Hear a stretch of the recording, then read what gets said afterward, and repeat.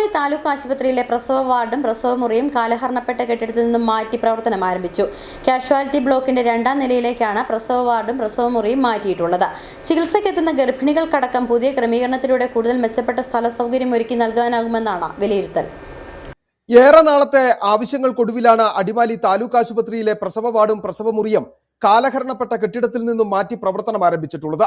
ഏറെ പഴക്കം ചെന്ന പഴയ കെട്ടിടത്തിലായിരുന്നു പ്രസവ വാർഡും പ്രസവമുറിയും പ്രവർത്തിച്ചു വന്നിരുന്നത്. ഭിത്തികളടക്കം വിണ്ടുകീറിയും ചില ഭാഗങ്ങൾ അടർന്നു വീണുമൊക്കെ ചെയ്യുന്ന സ്ഥിതിയുണ്ടായിരുന്നു. ഇതേ തുടർന്നാണ് പ്രസവ വാർഡും പ്രസവമുറിയും സുരക്ഷിത ഇടത്തേക്ക് മാറ്റണമെന്ന ആവശ്യമുയർന്നത്.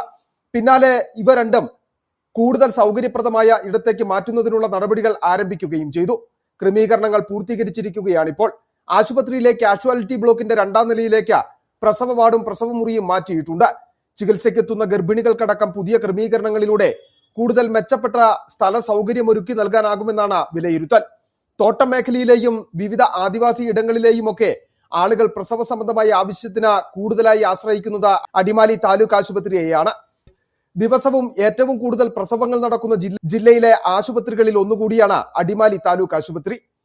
City vision, Adimali.